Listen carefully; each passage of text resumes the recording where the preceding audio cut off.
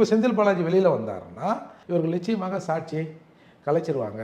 முதல்ல இவரோட தம்பி முதல்ல சரண்டர் ஆகணும்.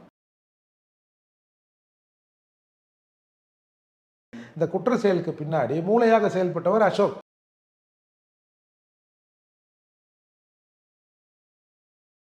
அதே மாதிரி தேமுதிக அந்த அக்காவும் அந்த அம்மாவும் அதுவும் வாங்கியே பழக்கப்பட்டது.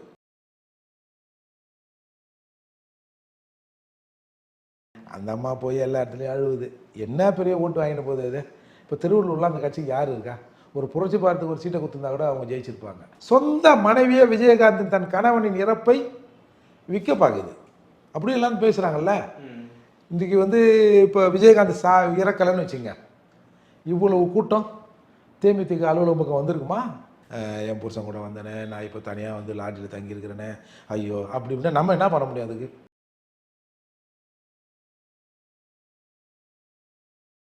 ரெண்டாம் தர வேலையை செய்பவர் திருமாவளவன்.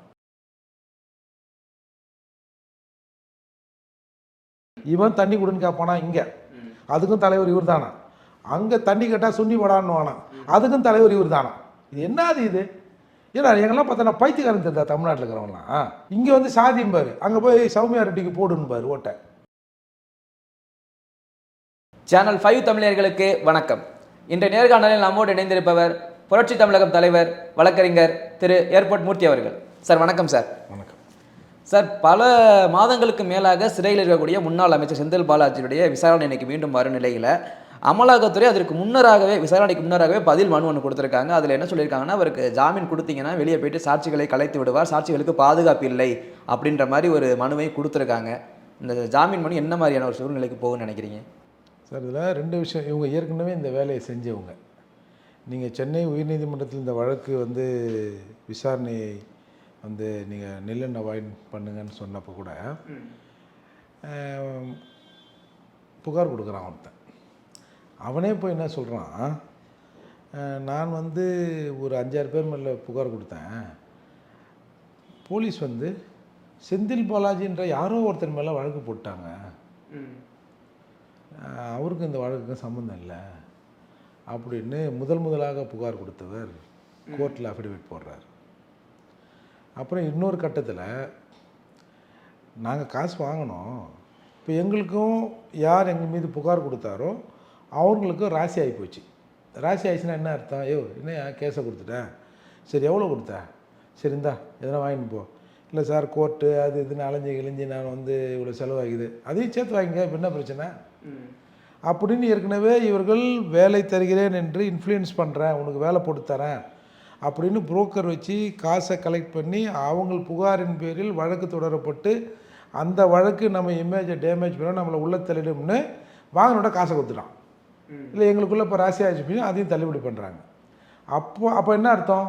புகார் கொடுத்தவனை, அந்த சாட்சிகளை இல்லை புகார்தாரரை இவர்கள் கன்வின்ஸ் பண்ணுறாங்கன்னு தானே அர்த்தம். அப்போது இப்போ செந்தில் பாலாஜி வெளியில் வந்தாருன்னா அதையே தான் செய்வார். நீங்கள் இந்த பெரும்பாலான அக்யூஸ்டுகள் முதல்ல தன் வக்கீலை பார்க்குறனோ இல்லையோ அரசாங்க தரப்பாக வாதாடுற வக்கீலை கவனிச்சிருவானோ. சார் பார்த்துங்க, ஏன்னா இவர் தானே கொஸ்டின் ப்ரிப்பேர் பண்ணுறவர், சாட்சிகளை விசாரிக்கிறவர், அதெல்லாம் பார்த்துங்க அப்படின்மா. அடுத்த கட்டமாக என்ன பண்ணுவோம், நேரடியாக யாரெல்லாம் சாட்சியோ உனக்கு என்ன அதில் பிரச்சனை. இப்போ பொதுவாக நேரடி சாட்சின்னா ஒரு 307 ஒரு கொலை முயற்சி வழக்கோ இல்லை ஒரு கொலை வழக்கோ நடக்குதுன்னு வச்சுங்க. அப்போ என்ன பண்ணுவாங்க போலீஸு, இப்போ யாரும் தானாக முன் வந்துலாம் சொல்கிறதுக்கான வாய்ப்பெல்லாம் இல்லை. ஆமாம் சார் நான் பார்த்தேன் சார், நீதி நிலைநாட்டினேன் சார். எப்படி சார் இது ஒரு ரோட்டில் போய் 10 பேர் வெட்டுறானுவன், நான் எப்படி சார் விட முடியும், என் மனசு தாங்கலை சார், எவனும் நேரடியாக வரமாட்டான், என் நம்பிக்கை எதுக்குப்பா வம்பு அப்படின்னு தான் பெரும்பான்மையானவர்கள் போவாங்க. அப்போ என்ன பண்ணுவாங்க போலீஸு, அந்த யார் பாதிக்கப்பட்டானோ, யார் கொலையுண்டானோ இல்லை தாக்குதலுக்கு யார் உள்ளாரனோ அவன் சொந்தக்காரனுங்க, அக்கம் பக்கத்தில் கடைக்காரனுங்க அப்படி இப்படின்னு போட்டு ஃப்ரேம் பண்ணுவாங்க. அப்போ இவன் என்ன பண்ணுவான், நேரடியாக போய் இப்போ சொந்தக்காரனை கன்வின்ஸ் பண்ண முடியாது. சில வழக்குகள் என்ன பண்ணுவானுங்க, சொந்தக்காரனை பிடிச்சேன்பா செத்தவன் செத்தான், ஏதோ அவனுக்கும் பகை எனக்கும் பகை, என்னையும் அவன் பண்ணியிருப்பான் இல்லை அவனை என்ன பண்ணியிருப்பான், விட்டா எங்களுக்குள்ளே இப்படி நடந்தது, இப்போ என்ன வேணும் உனக்கு அப்படின்னு சில கொஞ்சம் வசதி படைத்த ரவுடியாக இருந்தான்னா, வசதி படைத்த இந்த பக்கமாக ஆளாக இருந்தான்னா பணம் கணம் கொடுத்து அந்த சாட்சியை அவங்க சொந்தக்காரங்களே இது இப்போ காம்ப்ரமைஸ் பண்ணிடுவாங்க. அதுக்கப்புறம் நேரடியாக சாட்சிக்கிட்ட இவங்க சொந்தக்காரன் ஒத்துவரை வச்சுக்க, நேரடி சாட்சிக்கிட்ட முதல்ல அவனுக்கு எனக்கு சண்டை, அவன் குடும்பம் நிற்குதுன்னா அதில் அர்த்தங்குது. நீ யார்ரா, நீ பொதுவானவன் தானடா, உனக்கு என்ன அவன் வேலையை போடுறான். இந்த ரோட்டில் போய் இளநீ வைக்கிறவன், ஐஸ் வைக்கிறவன், போனவன் வந்தவன், ஒரு கடை வச்சுருப்பான், அவங்கள தான் விட்னஸாக பெரும்பாலும் போலீஸ் ஃப்ரேம் பண்ணுவாங்க. அந்த மாதிரி பேசி சாட்சியை கழித்து விடுதலை ஆகிடுவாங்க. அந்த மாதிரி வேலையை ஏற்கனவே நம்ம செந்தில் பாலாஜி செஞ்சார். அதன் அடிப்படையில் தான் இன்றைக்கி வந்து இவர் கலைச்சிருவாருன்றாங்க. பொதுவாக அக்யூஸ்ட் ஒன்றும் மாட்டலை. இப்போ இதுக்கெல்லாம் மூளையாக செயல்பட்டவர் அவரோட தம்பி அசோக்குமார். பெரும்பாலான பணங்கள் வந்து அசோக்குமார் அக்கௌண்ட்டில் போயிட்டு அப்புறம் வந்து இவரோட செந்தில் பாலாஜியோட மனைவி, அவங்க தம்பியோட மனைவி, அப்படி இப்படி போயெல்லாம் வருது. அதில் தான் மணி லாண்ட்ரிங்லாம் வருது. இவங்க வந்து இன்கம் டேக்ஸில் ஒரு ரெக்கார்டை வந்து அந்த இன்கம் டேக்ஸ் ரிட்டர்ன் ஃபைல் பண்ணுறாங்க. அந்த ரிட்டர்ன் ஃபைல் பண்ணல அவர் மனைவி அக்கௌண்ட்டில் ஒரு பெருந்தொகை 23 லட்சம், இது ஒரு பெருந்தொகை அதில் போகுது. அந்த அமௌண்ட் வந்து இதில் ரிஃப்ளெக்ட் ஆகலை. அப்படி தான் வழக்குகள் போகிற போது இவர்கள் நிச்சயமாக சாட்சியை கலைச்சிருவாங்க. முதல்ல இவரோட தம்பி வந்து முதல்ல சரண்டர் ஆகணும். ஏன் தம்பி இப்போ ஒரு தம்பிக்கு இருக்காதாங்க, தானானடன் தான் சதையாடுன்னுவாங்கல்ல, தம்பியே அண்ணன் சாகட்டும்னு நினைக்கிறான். அப்புறம் மற்றவங்களுக்கு என்ன அதில் அக்கறை? இப்போ இவர்கள் கூட திமுக கூட எங்கே செந்தில் பாலாஜி நம்மளை சொல்லி ஏதாவது மாட்டிக்கிட்டு விட்டுற போகிறாரோ அப்படிங்கிற அச்சத்தில் தான் வந்து இவர்கள் செந்தில் பாலாஜி மீது ஒரு கவனம் செலுத்துகிறாங்களே தவிர, அதாவது சிலர்லாம் செத்தா சில சந்தோஷப்படுவான்ல, அந்த மாதிரி கண்டிஷன்லாம் கூட செந்தில் பாலாஜி இருக்கலாம். இல்லை, ஜாமீன் பண்ணி தள்ளி போகிறதுக்கு இந்த அவருடைய தம்பி அசோகன் முக்கிய காரணமாக தானே இருக்கும். ஆமாம், அக்யூஸ்டுங்க அவர் தானுங்க. மூளையாக இந்த கிரைமுக்கு பின்னாடி, இந்த குற்ற செயலுக்கு பின்னாடி மூளையாக செயல்பட்டவர் அசோக். அப்படிங்கும்போது அசோக் எங்கே? நீ வந்துங்க இப்போ பெரும்பாலான அக்யூஸ்டுகள் என்ன பண்ணுவான், சரி போலீஸ் நம்மளை தேடுது, சரி நம்ம போய் சரண்டர் ஆகிடுவோம், இல்லை நாம் அங்கே தேடுவான் இங்கே தேடுவான், ஏற்கனவே சிறைக்கு போனவங்களுக்கு பெயில் கிடைக்காது, போயிடுவான், என்ன வேணாலும் சொல்லுவான், அதுக்கப்புறம் ட்ரையலில் பார்த்துக்கலாம் அப்படின்னு பல அக்யூஸ்டுகள் வந்து முடிவு பண்ணி அவனே சரண்டர் ஆகிடுவான். ஆனால் இவர்கள் மீது இவர்கள்கிட்ட அந்த அளவுக்கு ரெக்கார்டு இருக்கிறதால எங்கடா எல்லாத்தையும் பிடிச்சி கன்ஃபெக்ஷன் ஆக்கி இதை வந்து கேஸை நிரூபணம் பண்ணிட்டு போகிறாங்கிறது தான் அசோக் வந்து இன்னமும் தலைமறைவாக இருக்கிறார். அவர் வந்து செந்தில் பாலாஜியின் அறிவின் பேரில் தான் இருக்கார். இப்போ அண்ணன் எல்லாமே இப்படி அவர் தாராக முடிவு பண்ணுவாரா? அதால் இது எல்லாம் எனக்கு தெரிஞ்சு இந்த ட்ரையல் முடிகிற வரைக்கும் செந்தில் பாலாஜி குற்றவாளியாக நிரூபிக்கப்படுவார். அவருடைய தம்பி அறிவிக்கப்பட்ட தேடப்படுகிற குற்றவாளியாக. 11 மாதங்கள் அவர் தேடிக்கிட்டே இருக்காங்களே, அவங்க பிடிக்காதது காரணம் திமுக அரசுடைய சப்போர்ட் இருக்குமா? அவ்வளோ நாள் அவரை பிடிக்காம இருக்காங்க. இல்லை, இருக்கிறதுக்கான வாய்ப்பு இருக்குல்ல, இருக்கிறதுக்கான வாய்ப்பு இருக்குது. பட் ஆனால் அமலாக்கத்துறை நினச்சா அதை எதையாவது ஒன்று பண்ணி கண்டுபிடிச்சிடலாம். இதோ இங்கே வந்துட்டாரு அங்கே வந்துட்டாரு அப்படிலாம் வெளியில் செய்திகள் வருகிற பொழுது அவர்களும் வந்து இவரை தண்டிப்பதற்காக அவரை விட்டு வைக்கிறாங்க அப்படின்னு ஒரு பேச்சு அடிப்படுது வெளியில். சார், ஆரம்ப காலகட்டத்திலேருந்து அவருக்கு ஜாமீன் மறுக்கிறதுக்கு முக்கியமான காரணம் என்னென்னா, அவர் ஒரு செல்வாக்கு மிகுந்தவர், ஆளுமை மிக்கவர், சாட்சிகளை பாதுகாப்பில்லைன்னு தான் சொல்லிகிட்டே வர்றாங்கல்ல. அப்படி சொல்லும்போது அவருடைய பின்புலம் என்ன, அந்த அளவுக்கு ஒரு ஆளுமை மிக்கதுக்கான காரணம் என்ன? பின்புலம் அவருக்கு யார் ஸ்ட்ராங்காக பின்னாடி இருக்காங்க? நீங்கள் பொதுவாக திமுகனால அவர்கள் தேர்தலை கையாளுகிற விதமே தனி தான். திமுகனாலேப்பா அவன் கட்டாமடான்னு இருப்பானுப்பா, எல்லாரும் அப்படி பசங்கப்பா அப்படி இப்படின்னு சொல்கிறாங்கல்ல. அந்த திமுக ஈரோடு இடைத்தேர்தலில் யாரோட பொறுப்பில் ஒப்படைக்கிறாங்க? செந்தில் பாலாஜி பொறுப்பில் ஒப்படைக்கிறாங்க. அப்போ பாருங்கள், இவங்களே ஒரு மாதிரியானவங்க. அப்போ செந்தில் பாலாஜி எந்த மாதிரியான ஆளாக இருந்தால் அவர்கிட்ட பொறுப்பை ஒப்படைக்கிறாங்க? இதுலேருந்தே தெரிஞ்சுக்கணும் செந்தில் பாலாஜி எப்பேற்பட்டவர்னு. நீங்கள் தமிழ்நாட்டில் இது வரைக்கும் இந்த பட்டியலை அடைச்சி வச்சு ஜனங்களை சினிமா காட்டி என்னென்ன வேணுமோ கொடுத்து ஈவினிங் ஆனால் நீ வந்து சரி போ கிளம்பி போ அப்படின்னு காசு கொடுக்குற சிஸ்டம் நம்ம எங்கன்னா பார்த்துருக்கோமா? ஏற்கனவே ஒரு திருமங்கலம் சிஸ்டம்னு ஒன்று வந்து அறிமுகம் பண்ணாங்க. எவன்லாம் ஊரில் இருக்கிறானோ அவனை காரை வச்சு வர வைக்கிறது, அவன் காரோட ஃபேர் கொடுக்குறது, இவ்வளோன்னு பண்ணி என்னென்னவோ பண்ணி எல்லாம் ஜெயிக்க வச்சாங்கல்ல. அப்படி புதுவான டெக்னிக்கை வந்து திமுகவே அறிமுகப்படுத்தும். இதில் கை தேர்ந்தவர் செந்தில் பாலாஜி, கோடிக்கணக்கான பணத்தை வச்சுருக்காரு, அவர் பார்த்துப்பாரு, நம்ம ரிலாக்ஸாக இருக்கலாம் அப்படின்னு தானே வந்து கொடுத்தாங்க. அப்போ அந்தளவுக்கு செல்வாக்கு மிக்கவர் தானே அவர். அதால் அவரை வெளியில் விட்டால் அந்த செல்வாக்கு தான் பல மாதங்கள் அவர் சிறைக்கு போன பிறகும் அவரை அமைச்சராகவே நீடித்தது. ஆனால் இவங்களுக்கே தெரியும், இப்போ திமுக தரப்பில் இருக்கிற சீனியர் கவுன்சிலருக்கே தெரியும், சார் இவரோட தம்பி வரலன்னா இதில் பெயில் கிடைக்காது சார்னு எல்லாருக்குமே தெரியும். அப்படி இருந்தும் தம்பிக்கிட்ட எல்லா அந்த ரகசியம் இருப்பதால் சரி பார்ப்போம் இதோடு முடிஞ்சிட்டா நல்லது தானே அப்படின்னு தான் இவரை வந்து அவரை சரண்டர் பண்ணாமல் இவரை உள்ளே வச்சுருக்கிறாங்க. சார் இன்னொன்று, இந்த அமலாக்கத்துறைக்கு உயர்நீதிமன்றம் ஒரு இது கொடுத்துருந்தாங்க, 90 நாட்கள், அதாவது 3 மாதத்தில் அந்த விசாரணையை முடிக்கணும்னு சொல்லி. ஆனால் அதுக்கு அமலாக்கத்துறை உச்சநீதிமன்றத்தில் அது பதில் சொல்லியிருக்காங்க, 90 நாள் அதை முடிக்க முடியாது அப்படின்ற மாதிரி சொல்லியிருக்காங்க. ஏன்னா ஒரு பாதி விசாரணை தான் சார் நடத்திருப்பாங்க. இப்போ இந்த சர்க்கிள் முடியணும்னா வந்து அசோக் இதுக்கு இந்த சர்க்கிளுக்குள்ளே வரணும், அது எண்ட் ஆகும், அப்போ தான் விசாரணை எண்ட் ஆகும். இல்லைன்னா இவங்க பாதி வரைக்கும் இவரோட, அதாவது இப்போ ஒரு குற்றப்பத்திரிக்கை போடுறாங்கன்னு வச்சுங்க, ஒரு 10 அக்யூஸ்ட் இருக்காங்கன்னா 10 பேரும் ஒரே மாதிரியான செயல்பாடு அந்த குற்றப்பத்திரிகையில் இருக்காது. A1னா A1 இதை பண்ணார், A2 இதை பண்ணார், A3 இதை பண்ணாருன்னு இருக்கும் இல்லையா. அப்போ அவனோட தம்பி பார்ட்டோட க்ரைம் அப்படியே தானே இருக்கும். அதால் இப்போ இந்த கேஸ் முழுமை அடைஞ்சிடாது. இவருக்கான பங்குக்கு வேணால் தண்டனை கொடுக்கலாமே தவிர ஒட்டுமொத்தமாக இந்த கேஸ் நிறைவடையாதுல்ல. அதுக்காக அவங்க கால அவகாசம் கேட்டிருக்கலாம். அந்த காலவாசம் அப்படி இருக்கும்போது சொன்னீங்க, அவர் இவ்வளோ பிரச்சனை இருக்குது அவருக்கு. அது இருக்கும்போது இந்த மக்களவை இதில் அவர் வந்து ஒரு சிறையிலிருந்தே வேலை பார்த்ததாகவும் அவருடைய ஆதரவாளர்கள் கோயம்புத்தூர் இறங்கினதாகவும் அண்ணாமலை குற்றச்சாட்டம் சொல்லியிருந்தாரு.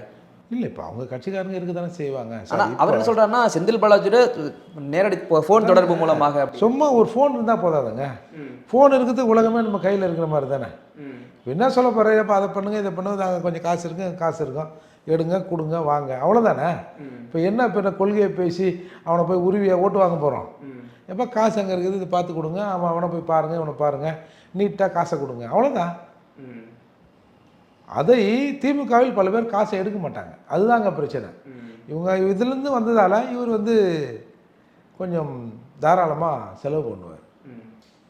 சரி, இப்போ இந்த தேர்தல் நாடாளுமன்ற தேர்தல் முடிவடைந்த நிலையில் திமுக தரப்பில் பேசப்படுறது என்னன்னா, அவங்க தேர்தல் நேரத்தில் என்னென்ன யுக்திகளை கையாண்டார்கள் அப்படின்னு பேச. அதில் முக்கியமாக என்ன சொல்கிறாங்கன்னா, திமுக வந்து இந்த எதிர்க்கட்சிகளுக்கு ஓட்டுகள் மொத்தமாக ஒரு கட்சியை நோக்கி போயிடக்கூடாது, எல்லா எதிர்க்கட்சிகளும் பிரிஞ்சு போகணும், ஓட்டுகள் பிரியும், நம்மளுடைய ஓட்டு மேக் மட்டும் ஸ்ட்ராங்காக இருக்கணும் அப்படின்னு ஒரு யுக்தியை கையாண்டதாகவும் சொல்கிறாங்க. அதுக்குன்னு ஒரு காலமாக வேலை பார்த்தாங்களாமே இந்த ஒரு இதை செய்கிறதுக்காகவே. அதாவதுங்க, நம்ம கூட்டணியை வலுப்பெறுகிறோமோ இல்லையோ, வலுப்படுத்துகிறோமோ இல்லையோ, எதிர்கூட்டணி வந்து சிதையணும்னு தான் எல்லாரும் பார்ப்பாங்க.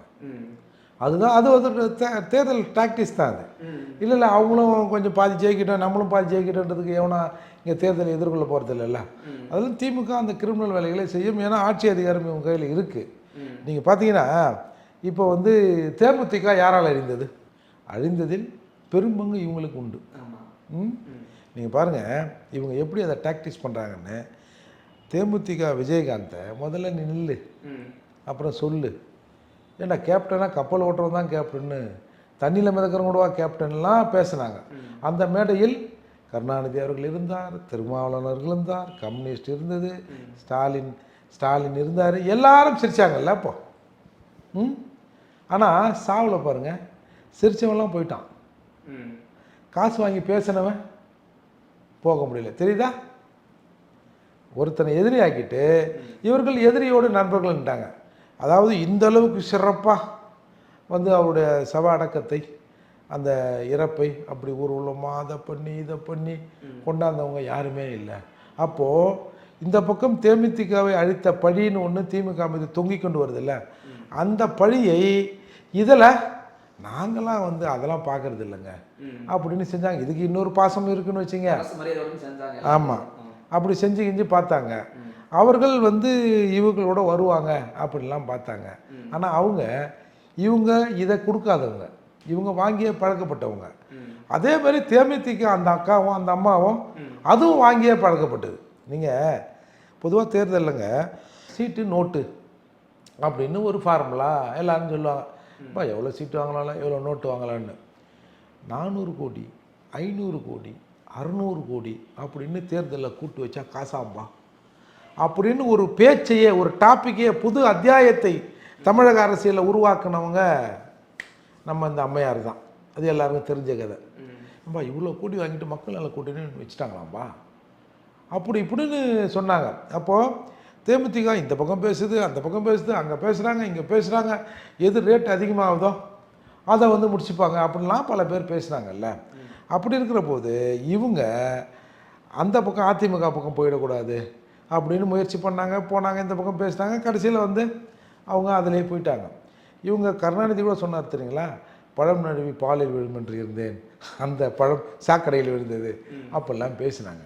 அதால் அதே மாதிரி இந்த சைடு இருக்கிற கூட்டணியை வலுவெடுக்க செய்வதற்கு திருமாவளவனையும் பயன்படுத்துகிறாங்க. அதிமுகவில் போய் நான் வந்து வந்து இந்த தேர்தலுக்கு அப்புறம் நான் வந்து அதிமுக அணிக்கு கூட வந்தால் கூட வந்துடுறேன், அதால் நீங்கள் புரட்சி பாரத்தை நீங்கள் ரெக்கக்னைஸ் பண்ணாதீங்க, அதுக்கு ஒரு சீட்டு கிட்ட கொடுத்துடாதீங்க அப்படின்னு அவங்களுக்குள்ள ஒரு விரிசலை உண்டு பண்ணாங்க. அதுக்கப்புறம் கடைசியில் அவங்க ஒரு ஆதரவு ஒன்று வேறு ஒரு மனசு இல்லாமல் சரி நாங்கள் ஆதரவு தரேங்க அப்படின்னு சொல்லிட்டு அவங்க இந்த தேர்தலையும் அவங்க மேம்போக்க அப்படி கடந்துட்டாங்கல்ல. அந்த மாதிரி எதிர்த்தரப்பினரை இவங்க வந்து ஏகப்பட்ட குடைச்சல் கொடுத்து அவங்க ஒன்றும் சேரக்கூடாது, இப்போ பிஜேபியோடு குறிப்பாக யாருமே சேரக்கூடாதுன்னாங்க. அப்புறம் பாமகவுக்கு இவங்கெல்லாம் பேசி கீசி பார்த்தாங்க, கடைசியில் பாமக அங்கே போய் சேர்ந்துருச்சு. அதால் நாம் அதான் தான் சொல்கிறேன்ல, யார் வெற்றி பெறுவது என்பது முக்கியம் இல்லை, யார் வெற்றி பெறக்கூடாது என்பது தான் முக்கியம். நாங்கள் ஜெயிப்பது முக்கியம் அல்ல, எவன் ஜெயிச்சிடக்கூடாது அப்படிங்கிறதுல இவங்க கவனம் இல்லை. அதில் முக்கியமாக பாஜக சொல்லப்பட்டது. இப்போ நீங்கள் சொன்னீங்க தேமுதிக அதிமுக பக்கம் போயிட்டாங்கன்னு. இந்த தேமுதிக பாஜக பக்கம் போய்விடக்கூடாது, அதிமுக பக்கம் போனால் கூட பரவாயில்ல, இதுவும் வந்து திமுகவுடைய ஒரு வியூகம் தான் அப்படின்னு பேசப்பட்டு வருது சார். இல்லை, அது எந்த அளவுக்குன்னு தெரியல. அவங்க ரெண்டு பக்கமும் பேசுனாங்க. அவங்க வந்து பாஜக கூடவும் பேசுனாங்க, வந்து ஏடிஎம்கே கூடவும் பேசுனாங்க, திமுகவிலையும் அப்ரோச் பண்ணி பார்த்தாங்க. அப்போ அவங்களுக்கு வந்து எது வந்து வெயிட்டேஜாக இருக்கோ அந்த பக்கம் அவங்க இயல்பாக போய் நின்றுட்டாங்க. அவங்களுக்கெல்லாம் வந்து ஒன்றும் பெருசாக ஒன்றும் இல்லைங்க. அந்த அம்மா போய் எல்லா இடத்துலையும் அழுவுது, என்ன பெரிய ஓட்டு வாங்கிட்டு போகுது அது. இப்போ திருவள்ளூரில் அந்த கட்சிக்கு யார் இருக்கா? ஒரு புரட்சி பாரத்துக்கு ஒரு சீட்டை கொடுத்துருந்தா கூட அவங்க ஜெயிச்சிருப்பாங்க. அங்கே போய் நான் வந்து என் புருஷன் கூட போன தடவை என் புருஷன் கூட வந்தேன், நான் இப்போ ஒண்டியாக வந்துக்கிறேன் ஊன்னு அழுது. சரி, நீ ஒண்டியாக வந்து எங்களை என்ன பண்ண சொல்கிறேன் அப்படி ஒரு கேள்வி இருக்குல்ல. ஏங்க, எவ்வளவோ பெண்களுக்கு கணவர் இழக்கிறார்கள். கணவன் இழந்தவங்க ஒரு மாதத்துக்கு ஒரு வருஷத்துக்கு வெளில வர மாட்டாங்க. நீ வந்து சாவுலே வந்து வந்த எல்லாருக்கும், இந்த திருவிழாவுக்கு வந்த எல்லாருக்கும் வந்து நன்றின்ற மாதிரிலாம் நீ பேசுகிற. இப்போ வந்து விஜயகாந்தின் இறப்பை, அதாவது தேமுதிகவில் இல்லை வேட்பாளர்கள் பயன்படுத்தலாம். ஐயோ எங்கள் தலைவர் இருந்தார், அப்படி இருந்தார், அப்படி செஞ்சார், இப்படி போனார், ஐயோ செத்து போட்டாருன்னு சொல்லலாம். சொந்த மனைவியே விஜயகாந்தின் தன் கணவனின் இறப்பை விற்க பார்க்குது, அப்படி எல்லாம் பேசுகிறாங்கல்ல. இன்றைக்கி வந்து இப்போ விஜயகாந்த் இறக்கலைன்னு வச்சுங்க, இவ்வளவு கூட்டம் தேமுதிக அலுவலகம் பக்கம் வந்திருக்குமா? வாய்ப்பே இல்லை. ஈயச்சி தானே இருந்தது. விஜயகாந்தின் அரசியல் என்பது திட்டமிட்டு மக்கள் நல கூட்டணியோடு முடித்து வைக்கப்பட்டது. அப்படி இருக்கிற போது இப்போ அந்த கூட்டம் வரதுக்கான வாய்ப்பு இல்லை. அப்போ இந்த இறப்பில் ஒரு விஜயகாந்தின் மீது ஒரு பொய்யான பிம்பம் இங்கே கட்டப்பட்டிருக்கு. அதை நம்ம சொல்லித்தான் ஆகணும். விஜயகாந்த் வந்து சோறு போட்டார், அந்த சோறு கூட நான் தான் போட சொன்னேன், கூட இருக்கிறவர் சொன்னார். நம்ம ஆஃபீஸுக்கு வரவன் வயிறார சாப்பிட்டு போகணும் அப்படின்னு விஜயகாந்த் எல்லாருக்கும் சோறு போட்டாருனாங்க. அதுக்கு காரணம் கூட நான் தாங்க. நம்ம வந்து சிரமப்பட்டு இருக்கிறப்போ அங்கங்கே போய் சான்ஸ் கேட்டோம். இன்றைக்கி நம்ம நல்லா இருக்கிறோம். நம்ம நல்லா இருந்தபோது நம்மக்கிட்ட ஒரு 4 பேர் வந்து சான்ஸ் கேட்குற எல்லாருக்கும் நம்ம கொடுக்க முடியாது. அதால் இங்கே வரவன் வயிறார சாப்பிட்டாவது போட்டோம் அப்படின்னு நான் தான் அந்த திட்டத்தை அறிமுகப்படுத்தினேன் அப்படின்னு கூடுகிறவங்களாம் சொல்கிறாங்க. சரி, எனவே அதை வந்து விஜயகாந்த் அவர்கள் வந்து ஆட்சேபனை தெரிவிக்காமல் ஆமோதித்தான்னு கூட சொல்லலாம். விஜயகாந்தின் பிறந்த நாளில் எம்ஜிஆரின் பிறந்த நாள் நலத்திட்டங்கள் செய்வது போல் நம்மளும் செய்யணும் அப்படின்னு ஆர்கே செல்வமணி தான் நான் தான் அந்த ஐடியாவை கொடுத்தேன்னார். எல்லாமே அவர் இறந்ததுக்கு அப்புறம் தான் அந்த செய்தியெல்லாம் வந்துக்கிட்டு இருக்கணும். ஆமாம், இருக்கும்போது அதை சொல்ல வேண்டிய அவசியம் இல்லைல்ல. அப்போது இப்படியெல்லாம் நடந்து அவர் இறப்பில் ஒரு கூட்டம் வெளியில். இப்போ நான்லாம் வந்து விஜயகாந்துக்கோ தேமுதிகோ 1% அரசியல் கூட அவங்களுக்கு இல்லைன்னு நான் வெளிப்படையாக சொல்லுவேன். விஜயகாந்த் வந்து விருதாச்சலத்தை நோக்கி வந்து முதலாக தேர்தலில் வந்து நிற்கிறாருன்னா அதில் சாதிய கணக்கு இருக்குதுன்னு நான் சொல்லுவேன். அங்கே வந்து ரெட்டியார் இருக்கிறான், பால்கார நாயுடுன்னு ஒரு சமூகம் இருக்குது, அங்கே அந்த சங்கர்னு நினைக்கிறேன், அந்த மாதிரி நம்ம மாவட்ட செயலாளர் வந்து ஒரு எஸ்சி இருந்தார், 2-3 எஸ்சி ஆளுமைகள் அங்கே இருந்தாங்க. இதையெல்லாம் கணக்கு பண்ணி தான் விஜயகாந்த் அந்த தேர்தலில். ஏன்னா எங்கேயோ இருக்கிற விஜயகாந்துக்கு விருதாச்சலம் எப்படிங்க தெரியும்? அப்போ இது சாதிய கணக்கு ஓட்டு தானே. அதே மாதிரி இப்போ ரிஷிவந்தியம் அதை வந்து இது பண்ணுறாங்கன்னா என்ன அர்த்தம்? அங்கே வந்து அந்த தெலுங்காரங்க, அருந்ததியர், அந்த மாதிரி பல பேர் இருக்காங்க, அந்த மொழி அடிப்படையில் பல பேர் இருக்காங்க. அந்த ஓட்டுகளை கவர்வதுக்கு தான் அவர் என்னன்னு நான் சொல்லுவேன். இப்போ நீங்கள் ஒவ்வொரு கட்சிக்குங்க, இப்போ அதிமுகவுக்கு ஒரு கொள்கை, திமுகவுக்கு என்னவோ கொள்கை, கம்யூனிஸ்ட் கூட ஏதோ ஒரு கதை விட்றான், விசிகா ஏதோ ஒரு கதை கொடுத்துன்னு வச்சுங்க. தேமுதிகவுக்கு என்ன ஒரு அரசியல் சொல்லுங்கள்? அது எந்த சித்தாந்தத்தின் இயங்குது? ஒன்றுமே கிடையாதுங்க. அது ஒரு சும்மா ஒரு மாயை. விஜயகாந்த்ன்றவர் ஒரு சினிமாவில் அப்படி இப்படின்னாரு, அவ்வளோதான். நான் கூட ஒரு இதில் பார்த்தேன், இந்த அம்மா பேசுது ஒரு பழைய மீட்டிங்கில், இங்கே இருக்கிற காவல்துறைக்கு விஜயகாந்த் என்னென்ன செய்தார் தெரியுமா? நான் கூட அசந்துட்டேன். ஐயோ, இவர் என்னையா போலீஸுக்கு என்னையா செஞ்சார்? அந்த மாதிரி ஒன்றும் சிறப்பு திட்டத்தை ஏதாவது கொண்டாந்து ஒரு எதிர்க்கட்சியாக இருக்கும்போது அதை நடைமுறைப்படுத்துகிற மாதிரி தெரியலையே, என்ன செஞ்சார் அப்படின்னு யோசித்து பார்த்தா அந்த அம்மா அடுத்து பேசுது, ஒரு கண்ணியமிக்க காவல்துறை அதிகாரியாக சினிமாவில் நடித்து காவல்துறைக்கு ஒரு கௌரவத்தை ஏற்படுத்தி கொடுத்தவர். இதான் என் சாதனை. காசு கொடுத்தாரு, நடிச்சாரு. அப்போ இங்கே பாருங்கள், இதுதான் தேமுதிகவின் அரசியலுங்கிறது. இதுதான் அந்த ஒரு இமேஜ். அப்போ இந்த இறந்த போது அந்த கூட்டத்தை வச்சு அந்த அம்மா ஊரெல்லாம் போய், ஐயோ என் தாலி இறந்து போச்சு, நான் வந்து போன தடவை வந்து என் புருஷன் கூட வந்தேனே, நான் இப்போ தனியாக வந்து லாட்ஜில் தங்கியிருக்கிறேனே, ஐயோ அப்படி இப்படின்னா நம்ம என்ன பண்ண முடியும் அதுக்கு? அந்த மாதிரி ஒரு அரசியலே இல்லாத ஒரு வெற்று கூடாரம் அந்த கட்சி. அதனால் அது ஒன்றும் பெருசு இல்லை. இப்போ அதால் அவர்கள் எங்கே போகணுன்றதையும் இவர்கள் தீர்மானம். அதான் ஒரே வார்த்தையில் சொல்ல போனால், நாங்கள் ஜெயிக்கிறோமோ இல்லையோ, எவன் ஜெயிக்கக்கூடாதுன்னு தான் இந்த தேர்தல் அப்படிலாம் முடிவு பண்ணி ஒரு வியூகம் அமைக்கிறார்கள். திமுகவின் வியூகம் இப்படி ஒரு பக்கம் இருக்குது. அதோட கூட்டணி கட்சி இருக்கக்கூடிய விசிக விடுதலை சிறுத்தை கட்சிகள் வந்து பார்த்தீங்கன்னா இப்போ கர்நாடகாவிலையும் போட்டிடுறாங்க. இப்போ திருமாவளவன் என்ன சொல்கிறாருன்னா, போட்டி இல்லை சார், ஏதோ வேட்பாளர் போட்டாங்களாம், போடுறதா முடிவு பண்ணாங்களாம், போட்டாங்களாம். போட்டோடனே அவங்க சொல்லிட்டாங்களாம், நீங்கள் வந்து எதிர்த்து பிரச்சாரம் பண்ணி ஏதாவது 1-2 சொல்லிங்கன்னா உழற ஒரு 5-6 ஓட்டு கூட அந்த பக்கம் போய் விழுந்துடும், அதால் நீங்கள் வந்து வேணாங்க அப்படின்னாங்கன்னா இவங்க என்ன பண்ணிட்டாங்களாம், இப்போ அவங்க வேட்பாளர்கள் யாரும் பிரச்சாரம்லாம் பண்ணாதீங்க, வீட்டில் இருங்க, உங்களுக்கு என்ன வந்து சேரணுமோ அது வந்து சேர்ந்துருன்னு சொல்லிட்டாங்களாம். அதால் இதை விட இங்கே இந்த கச்சேரிக்கு போய் நல்லா வாசித்தோம்னா காசு வருது, அது வருது, இது வருதுன்னு இப்போ அங்கே போய் வந்து ஓட்டு கேட்குற வேலையில் அவர் இறங்கியிருக்கார். ஓட்டு கேட்குற வேலையில் அப்படி இருக்கும்போது இப்போது இந்த விசிகாவுக்கு 2 பக்கமே அவர் தானே தலைவர். ஆமாம். அப்படி இருக்கும்போது அந்த கர்நாடக மக்களுக்காக அந்த விசிகா போராடும்னு சொல்லியிருக்காங்க, தமிழ்நாட்டு மக்களுக்காக இந்த விசிகா போராடும்னு சொல்லியிருக்காங்க. இப்போ 2 பேரும் இப்போ தண்ணி பிரச்சனை வந்ததுன்னா இதில் யார் பக்கம் தலைவர் யார் பக்கம் நிற்க போகிறாரு? யார் பக்கமும் நிற்க மாட்டார். அந்த பக்கம் இருக்கிறவன் ஆய்வுன்னு கத்துவான், இந்த பக்கம் இருக்கிறவன் கத்தாமல் இருப்பான். அவ்வளோதானா? அவ்வளோதான். அவன் தண்ணி கொடுக்காதம்மா, இவன் தண்ணி வேணும்னு கூட கேட்க மாட்டான். ஏன்னா நீங்கள் பார்த்துருப்பீங்க, கூடவே அதாவது ஸ்டாலின் அவர்களுக்கு கூடவே நம்ம முதல்வருக்கு கூடவே நிற்கிற கூலிப்படை மாதிரி தானே இது. இங்கே வந்து அங்கே நம்ம ஸ்டாலின் அவர்களோட திருவுருவ சிலத்துக்கு படத்துக்கு செருப்பு மாலை போடுறான், ஈமை சடங்குலாம் செஞ்சான்ல, ஒரு பையன் இங்கே மூச்சு விட்டானா பார்த்தீங்களா? கூட்டணியில் இருக்கிறவனை என்ன நினைக்கிறானுங்க ஒன்றுவா, சார் நம்ம இங்கே செய்கிறேன்னு நினச்சோம், செய்கிறானுடா செய்யட்டுண்டா அப்படின்னு விடுதலை சிறுத்தைகள் உட்பட கம்முன்னு தானே இருந்தாங்க. இவங்களுக்குங்க ஏங்க என்னங்க இது ஒரு கேவலமான பழப்புங்க. இப்போ பெரிய கட்சியெலாம் இருக்குதுல்ல, திமுகவுக்கே அங்கே ஒரு மசரும் இல்லை. மிஞ்சி போனால் கேஜிஎஃப்பில் ஒரு 10-20 பேர் இருப்பான், பெங்களூர் முழுக்க கர்நாடகா முழுக்க எடுத்தால் ஒரு 500 பேர் இருப்பான். இவர்களே இங்கே காங்கிரஸுக்கு ஒரு சீட் தராங்கல்ல, இப்போ 10 சீட் கொடுத்தாங்கல்ல, ஏன் ஒரு சீட்டு குடியா திமுகவுக்கு அப்படின்னு கூட நிற்க வச்சுருக்கலாம்ல காங்கிரஸ் கிட்ட கேட்டு. நீ வந்து அந்த ஊரில் இருக்கிற தமிழர்கள் கிட்டத்தட்ட 19% மொத்த மக்கள் தொகையில் கர்நாடகாவில் தமிழர்கள் இருக்கிறார்கள். 19% வரும், ஒரு சீட்டு கூடிய காங்கிரஸில் அப்படின்னு நின்று கேட்கறதுக்கு கூட இவருக்கு வாயில்லை. ஏன்னா இவர்கள் நிலையாதான். அப்படி இருக்கிற போது திருமாவளவனுக்கு பெரிய அவருக்கு வந்து ஒரு அதாவது இவங்க கூட துரோகத்தை வந்து கொஞ்சம் மறைமுகமாக செய்வாங்க. நேரடியாக துரோகம் பண்ணுகிற 2ஆம் தர வேலையை செய்பவர் திருமாவளவன்.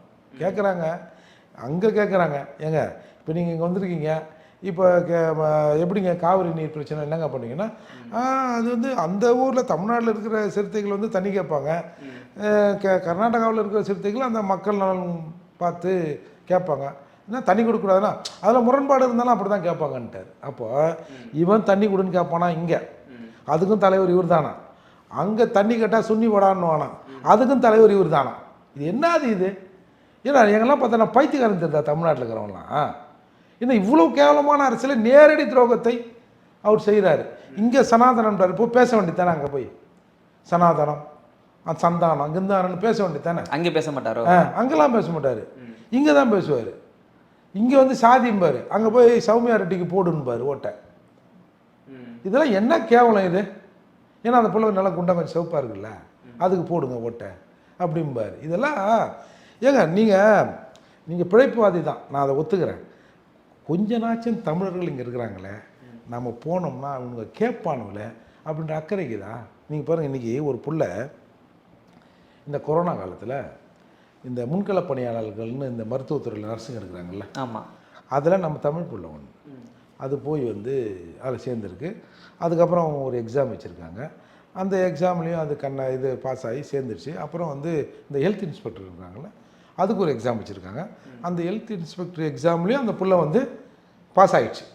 இப்போ நீங்கள் இப்போ தேர்வு வந்து ஆங்கிலம் கன்னடத்தெல்லாம் இருக்கு இல்லையா, அந்த புள்ள ஆங்கிலத்தை எழுதிச்சு. சில டெக்னிக்கல் வேர்டு வந்து இப்போ காது மூக்கு தொண்டைனா நமக்கு கன்னடத்தில் தெரியும்.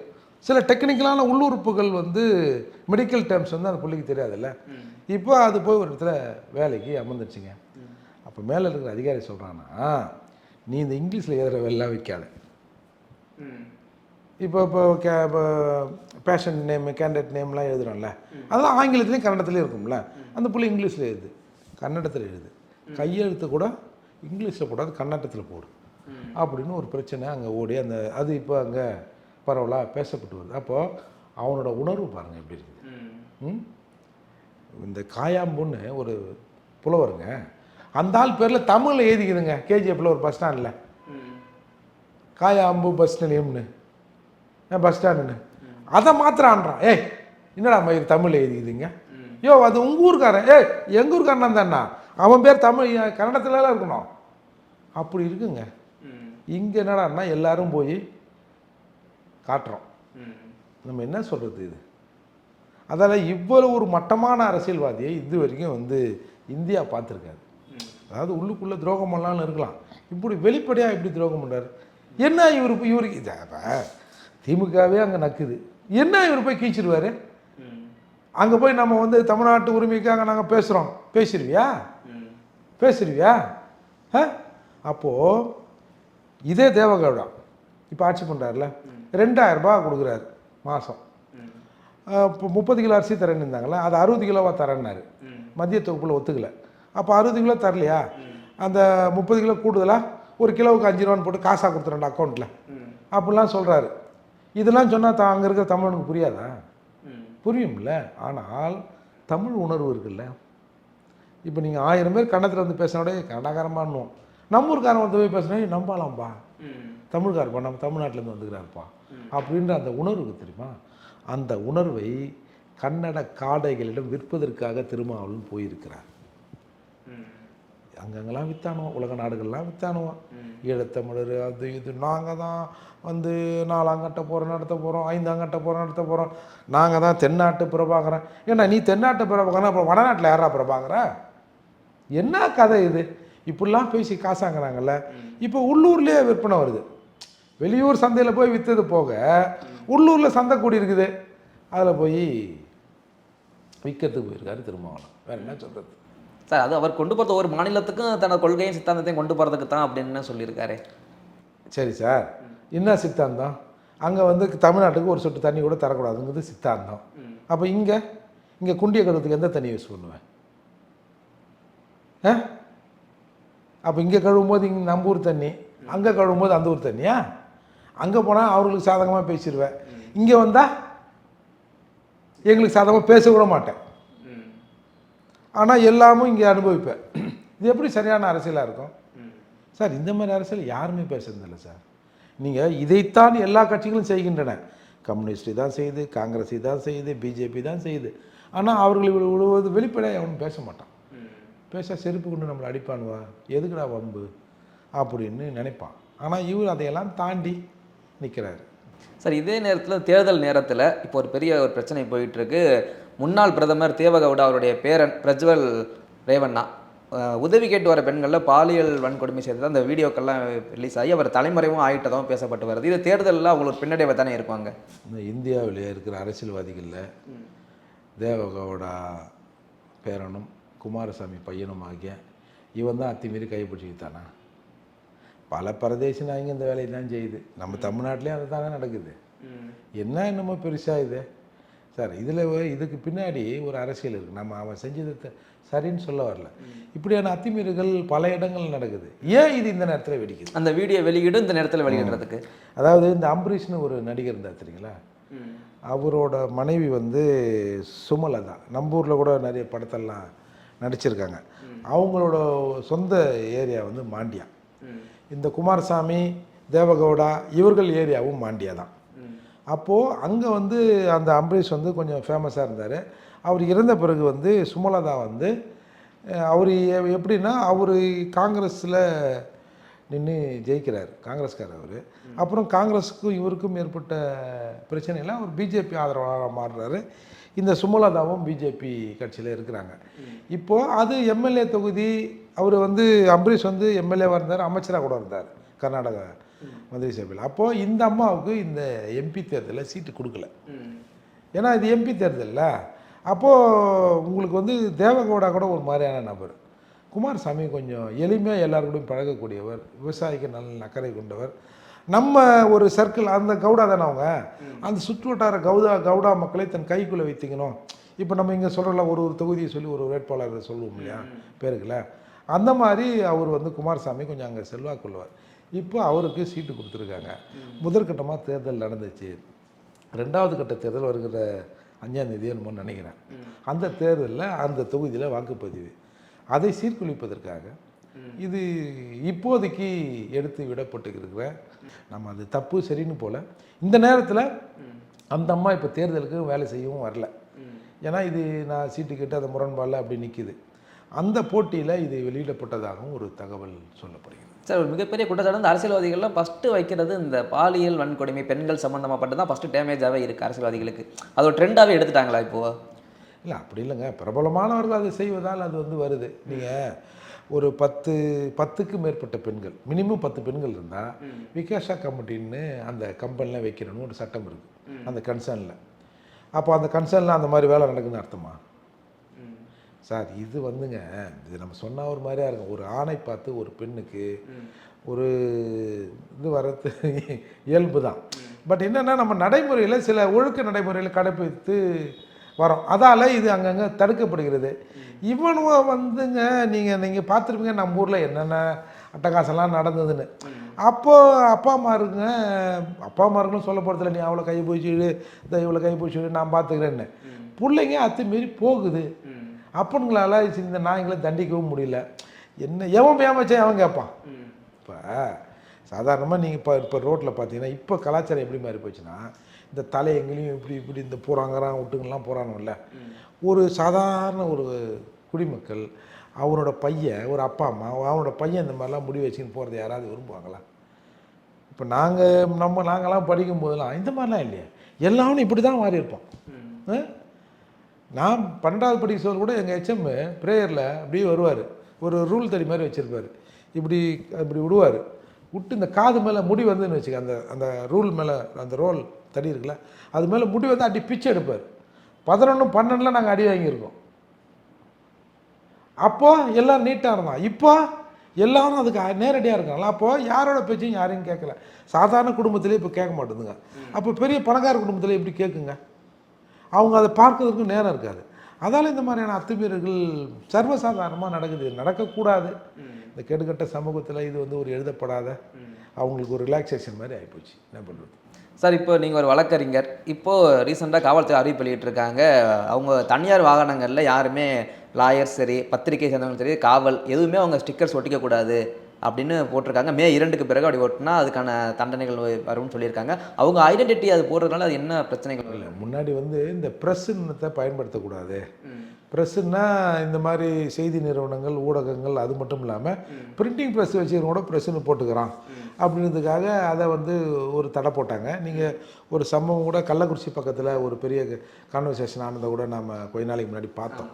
அப்போது இந்த மாதிரி இதெல்லாம் போட்டு சமூக விரோத செயல்களில் பல பேர் ஈடுபடுறதா இவங்க சொல்கிறாங்க. நான் என்ன சொல்கிறேன், ஒரு வண்டி வருதுன்னா அதை மறித்து நீங்கள் கேட்குறதுக்கு உங்களுக்கு உரிமை இருக்குது. ஒரு அட்வொகேட் ஸ்டிக்கர் போட்ட வண்டி வருதா?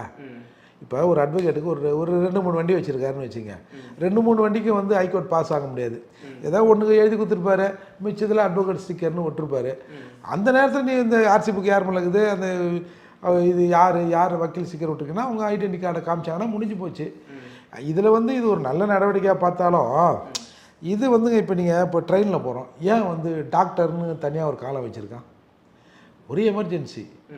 இது ஒரு ப்ரொஃபஷன் தானே. ஒரு அட்வொகேட்ன்ற ஒரு அப்போ அது பக்கத்து எங்கேப்பா ஒரு அட்வொகேட் வண்டி போகுது, யார்ப்பா அதுவும் நாளத்தில் இருக்கிறார் அவர், ஏதாவது ஒன்றுனா போகலாம் அப்படின்னு ஒரு அவேர்னஸுக்காக தான் அது ஒட்டப்படுகிறது.